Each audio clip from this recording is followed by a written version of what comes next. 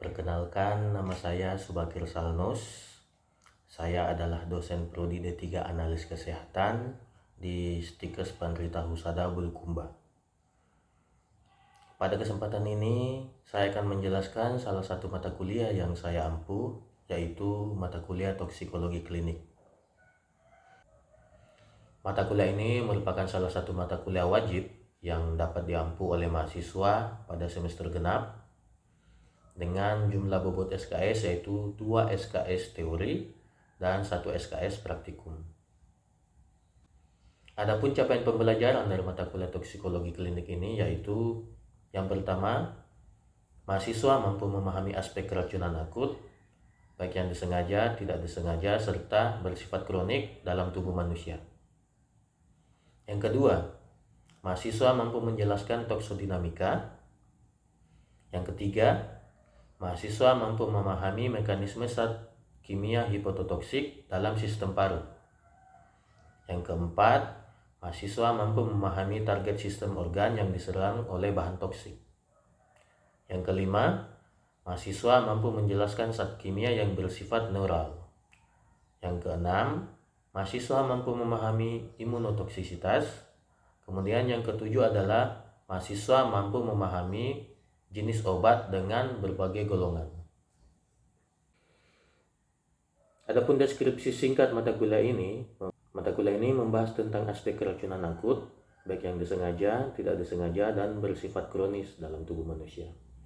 Identifikasi racun, diagnosis keracunan, tata laksana terapi keracunan yang tepat pada keracunan obat, pestisida, makanan dan minuman, logam berat, serta narkotika, dan dapat menginterpretasikan data hasil pemeriksaan. Adapun materi dalam mata kuliah ini yaitu yang pertama adalah takrif, arti penting serta ruang lingkup toksikologi klinik. Yang kedua adalah aspek keracunan akut, baik yang disengaja, tidak disengaja, kronis dalam tubuh manusia. Yang ketiga adalah teori toksodinamika. Yang keempat adalah mekanisme hipototoksik dalam sistem paru.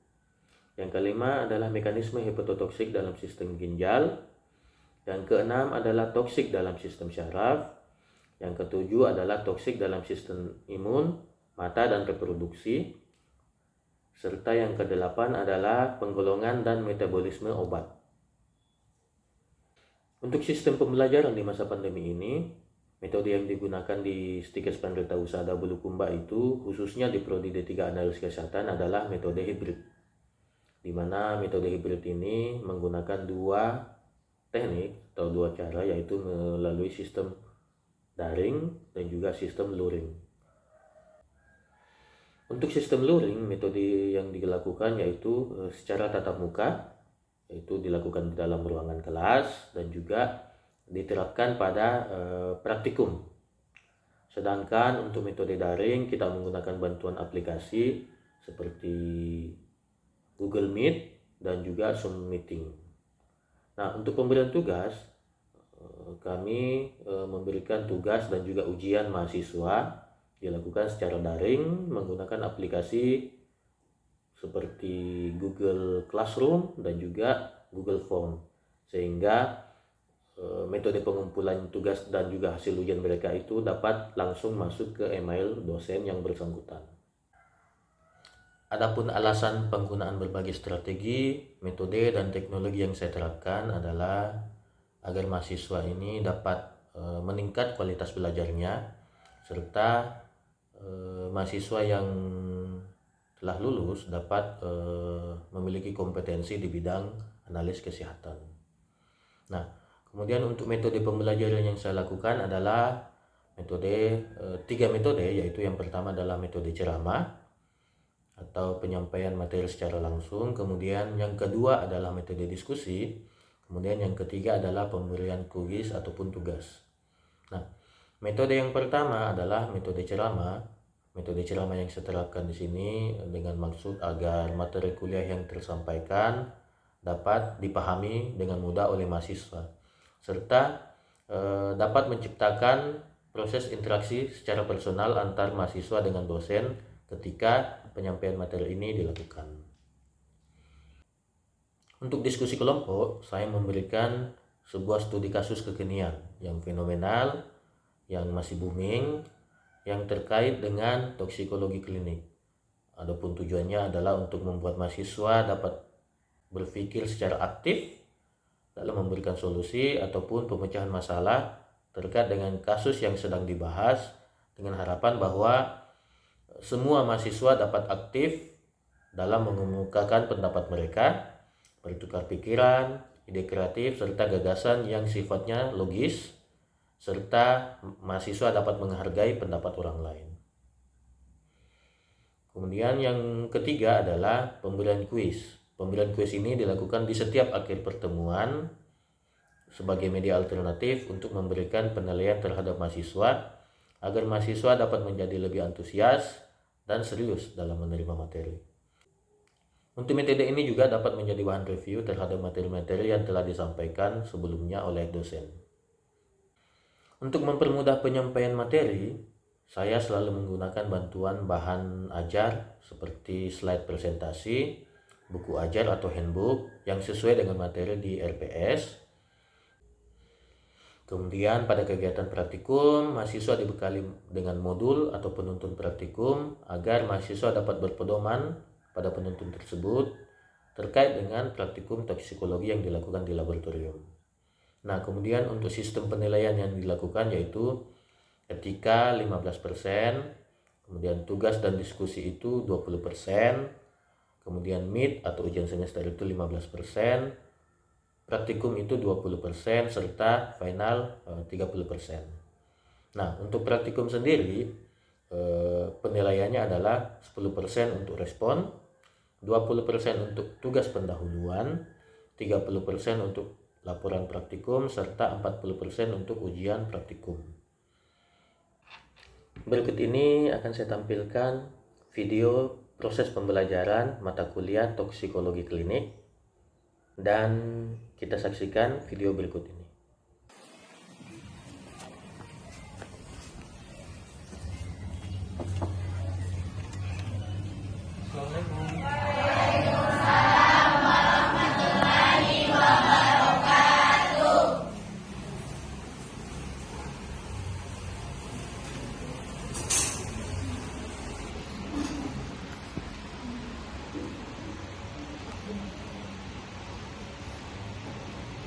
Gimana kabarnya? Oke, kita akan mulai perkuliahan, yaitu mata kuliah toksikologi klinik.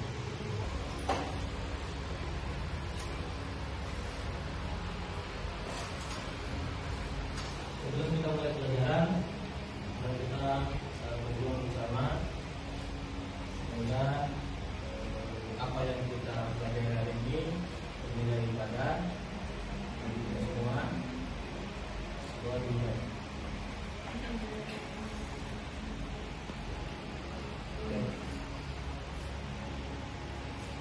Kuliah toksikologi klinik jumlahnya adalah 3 SKS, di mana mata kuliah ini diambil oleh tiga dosen.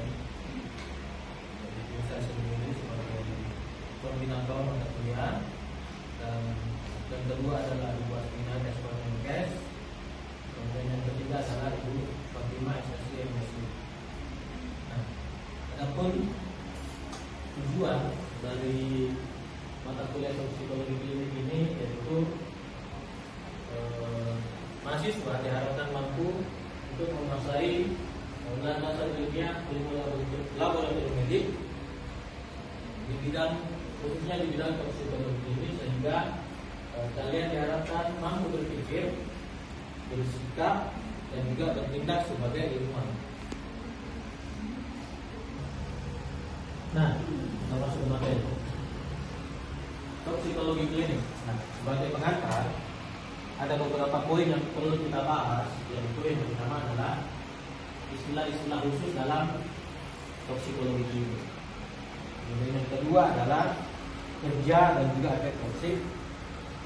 Yang ketiga adalah toksodinamika. Kemudian yang materi yang keempat adalah hepatotoksik sistem paru, hepatotoksik sistem ginjal dan juga sistem saraf. Nah, yang kelima adalah toksik dalam sistem imun, toksik dalam sistem mata dan juga sistem reproduksi. Yang keenam, penggolongan dan metabolisme obat. Yang ketujuh adalah perundang-undangan yang terkait dengan narkotika dan juga psikotropika. Yang terakhir adalah bahan toksik. Bahan toksik apa saja yang bisa yang akan dibahas? Yang pertama itu arsen, timbal, cyanida, gas karbon monoksida serta pestisida. Itu adalah 8 garis besar materi yang akan kita bahas untuk mata kuliah toksikologi dulu. Nah, sebagai pertama toksikologi klinik, mata kuliah toksikologi klinik ini merupakan mata kuliah yang akan membahas tentang bagaimana cara mendeteksi, bagaimana cara mengidentifikasi, dan juga bagaimana cara mengukur obat-obatan dan zat-zat atau senyawa asing lainnya, atau istilahnya itu adalah xenobiotik dan metabolik pada spesimen biologis dan yang terkait. Nah, bagaimana cara metode analisisnya? Biasanya itu kita lihat dari komponen-komponen bahan kimianya. Nah, kalau komponen-komponen bahan kimianya itu beda jenis bahan kimia, beda juga cara analisisnya.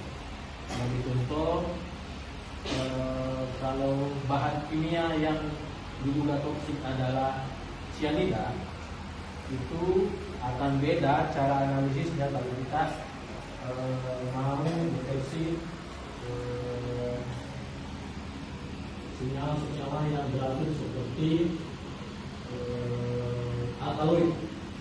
Kalau senyawa kayak getah-getah yang beracun, itu akan beda caranya dianalisis dengan yang tadi adalah cyanida. Nah, selanjutnya kalau golongan-golongan pestisida juga akan beda dengan golongan-golongan obat-obatan, dan juga untuk metode analisis penyalahgunaan obat-obatan, itu apa ya? Kayak obat-obat penenang yang biasanya digunakan oleh dokter, atau bisa juga kayak alkohol yang dikonsumsi secara berlebihan, itu akan beda-beda metode analisisnya. Dan juga untuk racun-racun alam atau racun-racun yang langsung didapatkan oleh ahli. Contohnya, pernah ini kata beracun dari unsur yang masuk, itu kan kulitnya itu kan yang beracun kan. Berbeda cara analisisnya dengan bahan-bahan pestisida. Ya. Ada beberapa istilah-istilah dalam bidang toksikologi. Yang bagian pertama itu adalah racun. Kemudian yang kedua adalah toksin, dan juga yang ketiga adalah fenom. Jangan sampai kalian berpikir bahwa racun, toksin, dan juga fenom itu sama. Tapi kalau di bidang toksikologi, ketiga istilah itu adalah istilah yang berbeda satu sama lain. Nah, kapan dia dikatakan racun? Kalau saat tersebut ternyata memiliki efek yang berbahaya bagi makhluk hidup. Dalam istilahnya istilah orang kimia itu, semua zat adalah bahaya. Semua zat apapun itu, makanan, minuman, kalau bagi orang kimia itu adalah berbahaya. Tapi kapan dia tidak dikategorikan tidak berbahaya? Kalau dia mempunyai dosis yang bisa diterima oleh tubuh. Jadi kalau zat itu ternyata bersifat racun bagi organisme hidup, maka dia istilahkan sebagai racun.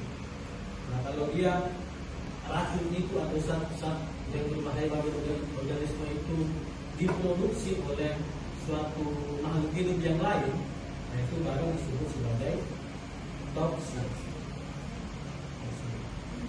Nah, kalau venom itu sebenarnya istilahnya adalah bisa. Kalau bisa, jadi dia itu berupa racun yang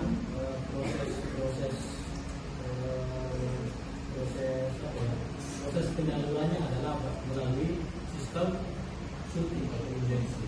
Tapi yang diinjeksi itu adalah makhluk hidup lain.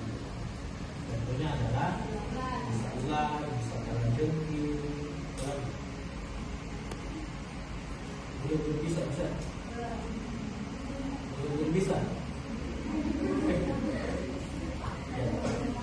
Jadi jangan sampai ada temannya yang dianggap ini ya mulutnya berbisa langsung disebut orang ini venom. Yang sampai sini ada pertanyaan?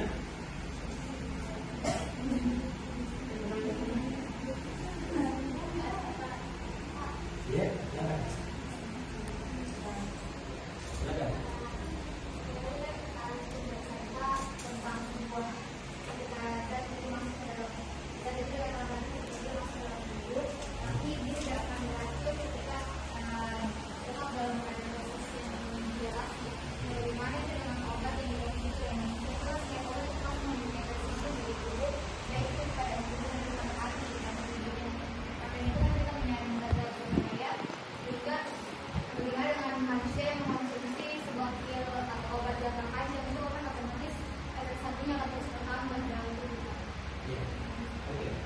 Kembali ke istilah yang sempat saya bilang bahwa semua zat adalah racun, tergantung dari dosis yang diberikan. Nah, obat juga seperti itu, ada istilah dosis. Kalau manusia mengonsumsi obat dan itu masih dalam dosis yang bisa ditoleransi oleh tubuh, maka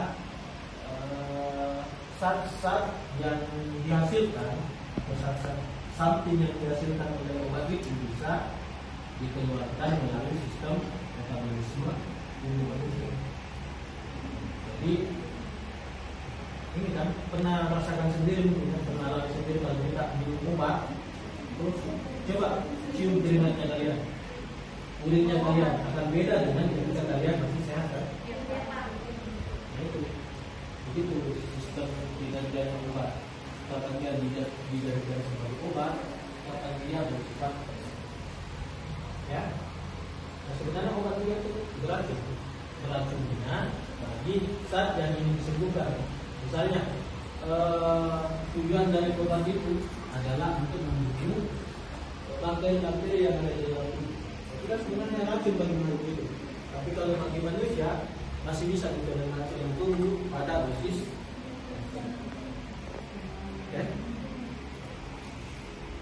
Ya, masih ada pertanyaan? Ya, silakan. Berarti itu ketika mengonsumsi obat Pak Kadin itu pada saat kencing Pak berubah warnanya apakah itu termasuk metabolisme tubuh Pak? Ya. Jadi kalau orang mengonsumsi ini kan proses metabolisme manusia itu seperti itu. Ketika ada zat yang masuk, tubuh ini tidak akan diam begitu saja. Tubuh ini pasti akan berusaha mengeluarkan zat asin yang masuk dalam tubuh. Walaupun itu adalah air minum, walaupun itu adalah karbohidrat, nasi, itu tetap akan dikeluarkan oleh tubuh. Makanya ada istilahnya proses metabolisme. Ya. Selain itu, ada lagi istilah-istilah yang disebut sebagai toksikan, toksoid, dan xenobiotik. Nah, toksikan itu sebenarnya zat yang diproduksi oleh manusia dan itu dipaparkan ke lingkungan. Contohnya adalah pestisida. Apalagi? Limbah, pupuk, pabrik. Apalagi? Yang bisa kalian bayangkan dari istilah toksikan. Apa? deterjen bisa. Limbah pabrik. Yang paling sering itu adalah kalian sendiri yang mengeluarkan polusi udara atau sisa-sisa kebakaran mesin kendaraan. Selanjutnya kita bahas tentang klasifikasi bahan-bahan toksik. Nah, ada beberapa cara untuk mengklasifikasi bahan-bahan toksik. Yang pertama yaitu kita lihat berdasarkan sumbernya. Ada yang disebut sebagai toksin tanaman atau toksin tumbuhan. Biasanya kalian sudah paham kan? Tumbuhan-tumbuhan yang beracun. Pernah dengar ini? Ada yang biasa ditanam di pot-pot. Lidah bertuah, Pak. Bunga lidah bertuah. Itu toksik sekali, beracun sekali. Yang biasa dipakai untuk mensterilkan udara di ruangan. Itu bukan lidah buaya, memang mirip dengan lidah buaya, tapi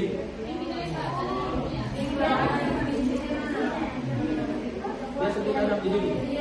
Itu sebenarnya bagus sekali. Saya kemarin salah lihat di Instagram ada orang yang coba makan batangnya itu langsung bibirnya. Saya baru lihat kemarin itu. Nah itu zat toksinnya itu berasal dari tumbuhan itu. Pernah lihat yang di Instagram biasa itu? Dia coba makan itu langsung bengkak bibirnya.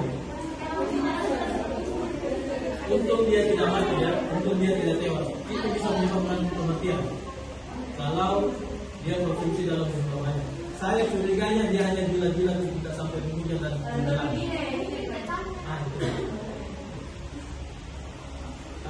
Getahnya itu mengandung alkaloid. Nah, saat alkaloid dalam tumbuhan itu yang bersifat toksin dan biasa disebutkan istilahkan sebagai toksin tanaman atau toksin tumbuhan. Nah, toksin hewan biasanya kalian sudah tahu ya.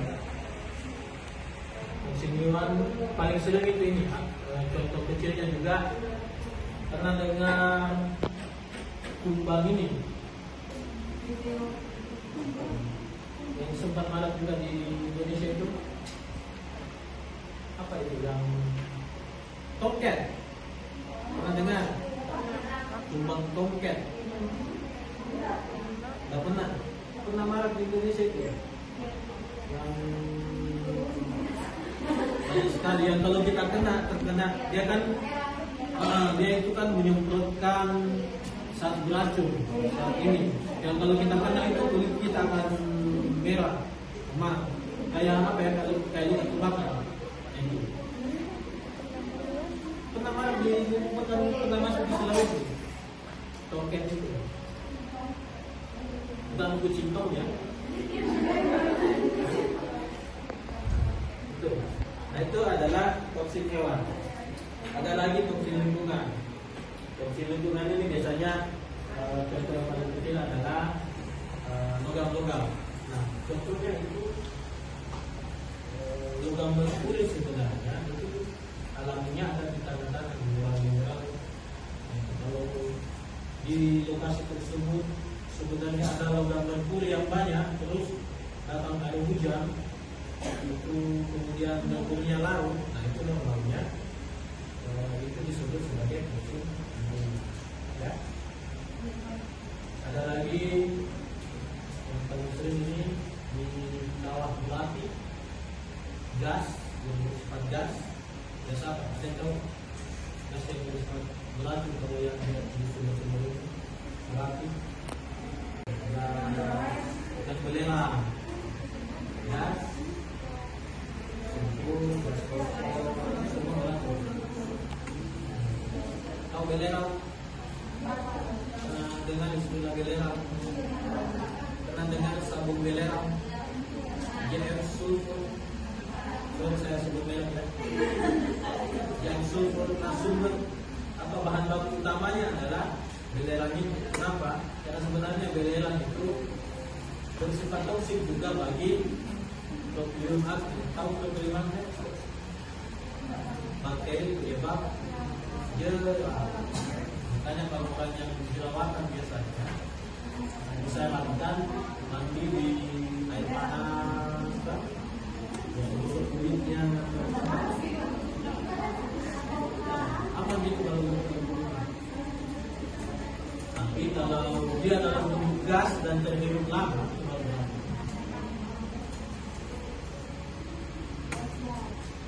Itu yang disebut toksik lingkungan. Nah, selain itu berdasarkan jenis senyawanya. Nah, ada yang disebut sebagai toksik dalam bentuk logam berat kayak tadi merkuri, terus senyawa organik ya kayak yang berasal dari tumbuhan. Kayak getah-getah itu kan yang saya bilang. Nah, selain itu ada juga racunnya itu di dalam bentuk gas. Gas apa yang biasa? Karbon monoksida bisa. Pernah dengar karbon monoksida, karbon dioksida? Tahu di apa itu gas, bro? Ada yang asing dengan istilah gas. Ada di rumahnya kalian semua dulu. Jadi sebenarnya yang bisa dihirup juga adalah gas. Jadi sebenarnya wujudnya itu melayang-layang di itu dalam bentuk gas. Nah, ada gas yang bersifat alami. Yang paling sering itu adalah gas karbon monoksida. Kapan itu karbon monoksida biasa ditemukan ketika paling sering ditemukan ketika mesin kendaraan itu membakar oksigen dan yang dikeluarkan adalah gas karbon monoksida. Pernah dengar kasus kematian ini? Orang meninggal di dalam mobil. Biasanya disebabkan oleh kebocoran gas karbon kendaraan yang dirusak AC kendaraan. Makanya kalau kita parkir kendaraan dan mesinnya tetap nyala, usahakan buka sendiri. Biasanya yang paling sering itu aku lalu berdasarkan kejadian di Ancol. Tahu Ancol? Di bagiannya Ancol itu paling sering ditemukan kasus orang meninggal lemas di dalam kendaraan. Emang gitu, dia nyalakan mesin hidup AC, ternyata ada kebocoran di sistem pembuangan minyak ke dalam perutnya, masuk ke AC dari dalam mobil. Ada batasnya? Hah? Tidak, ini yang bahaya karena dia tidak punya bau. Tahu-tahunya kita lemas, lama mati, tidak bisa goyang. Tugas mencari jurnal. Cari jurnal yang berkaitan dengan uji toksisitas. Nah, uji toksisitasnya itu dilakukan pada spesimen manusia. Biasanya terapi pestisida. Biasanya contohnya apa ya? Pernah dengar kasus kematian petani meninggal ketika sedang pupuk. Contohnya, bagaimana cara uji tingkat pestisida dalam tubuhnya? Dengan cara jurnal. Yang kedua, keracunan alkohol. Banyak yang paling sering diminta itu, tapi ada lagunya. Ini bulan pembahasan